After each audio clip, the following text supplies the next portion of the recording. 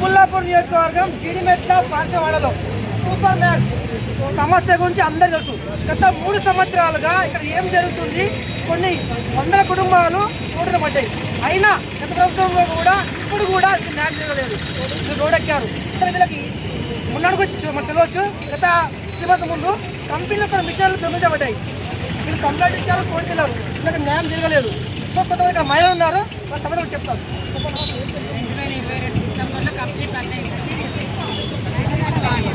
2022 డిసెంబర్లో కంపెనీ పడ్డాయి.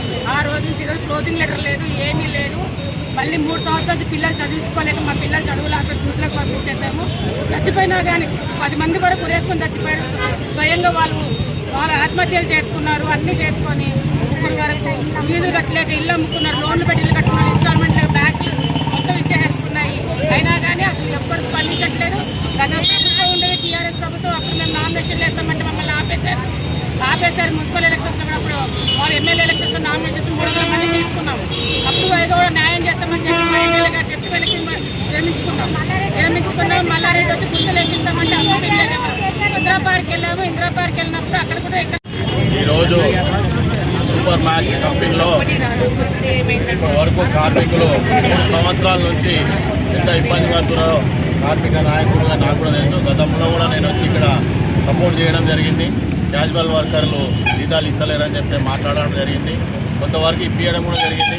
కానీ సూపర్ మ్యాక్స్లో ఉన్న కార్మికులకు తెలియకుండా అన్న లక్ష్మణ చెప్పినట్టు ఇక్కడ నుంచి ఎన్ని రాష్ట్రాల దానికి ఆ మిషన్లు పోయినాయంటే ఇక్కడ ఉన్న పోలీసు వాళ్ళు ఏం చేస్తున్నారు, ఇక్కడ ఉన్న లారీ ఇందాక చెప్పినట్టు ఏ లారీలో పోయింది, ఎక్కడ పోయింది అంటే తెలిసిపోతుంది. కాబట్టి తెలుసుకున్నారు. అలా మిషనరీస్ ఇందాక నేను కొంతమందిని అడిగితే ఆ మిషనరీస్ కాదు వేరే మిషనరీస్ తెచ్చిపెట్టిండి అని చెప్పేసి చెప్పడం జరుగుతుంది.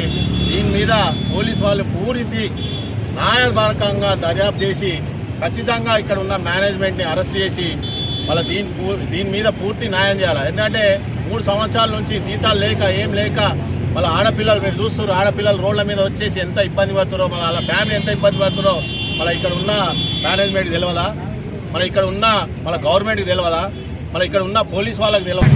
ఈరోజు సూపర్ మ్యాక్స్కి సంబంధించినటువంటి వేతనాల పెండింగ్ బకాయిల మీద అట్లనే వాళ్ళకి రావాల్సినటువంటి కంపెనీ యొక్క వాళ్ళకి రావాల్సినటువంటి డబ్బులు ఇవ్వాలని చెప్పేసి గత 3 సంవత్సరాల నుంచి ఈ కార్యక్రమం వాళ్ళు వస్తాయి అని చెప్పి చూస్తున్నటువంటి పరిస్థితి ఉన్నది. ఏమీ రాకుండానే కంపెనీలో ఉన్నటువంటి మిషనరీని ఇప్పటిదాకా చెప్పారు నాయకులు. కంపెనీలో ఉన్నటువంటి మిషనరీని, అది మెయిన్ రోడ్డు పక్కన ఉన్నటువంటి మిషనరీని, అది ఐఆర్టీలో ఉన్నటువంటి మిషనరీని ఆరాంగా కుత్బుల్లాపూర్ నుంచి జీడిమెట్ల పారిశ్రామిక ప్రాంతం నుంచి హిమాచల్ ప్రదేశ్ వరకు తీసుకెళ్ళటం అనేది జరిగింది. అయితే పోలీసు వాళ్ళు కూడా ఇక్కడికి సంబంధించిన దాంట్లో మిషనరీ రికవరీ చేశామని మాత్రమే మనం చెప్తున్నటువంటి పరిస్థితి ఉన్నది. సూపర్ మ్యాక్స్ కార్మికులు చేస్తున్నటువంటి ఆందోళనకు ఏఐటీసీగా పూర్తి మద్దతు తెలియజేసుకుంటూ గతంలో కూడా ఇక్కడ తీసుకున్నటువంటి కార్యక్రమాల్లో కూడా అన్ని ట్రేడ్ యూనియన్లు కూడా సహకరించడం జరిగింది. ఇప్పుడు కూడా మేము మీ అండనే ఉన్నాను మరోసారి మీ ముందుకు వచ్చి తెలియజేసుకుంటున్నాము. ఏదైతే కంపెనీలో ఉన్నటువంటి మిషనరీని అర్ధరాత్రి ఒక దొంగలుగా ఎత్తుకపోయినటువంటి చర్య ఏ నియమం తప్పకుండా ఏదైతే దొంగతనానికి పాల్పడిన నిజమైన దోషులను పట్టుకొని శిక్షించాలి. మరి ఇది ఎన్సీఆర్టీలో పోయినప్పుడు మరి ఐఆర్పి అనే వాళ్ళ హ్యాండ్ ఓవర్లో ఈ కంపెనీ ఉంటే మరి గత 3-4 నెలల నుంచి మేము చూస్తూ ఉన్నాము. ఇందులో అర్ధరాత్రి మరి దొంగతనం జరిగింది, మిషన్లను కూడా తీసుకుపోవడం జరిగింది. దీని మీద మేము పోలీస్ స్టేషన్లో కూడా కంప్లైంట్ ఇవ్వడం జరిగింది. కానీ మరి ఆ దొంగతనంలో పోలీసు వాళ్ళు కూడా కొంత స్పందించి రికవరీ 80% రికవరీ చేశారు. ఇంకా 20% రికవరీ కావాల్సి ఉంది. కానీ దీని వెనక పెద్దలు ఎవరనేది ఇంతవరకు తెలియలేదు.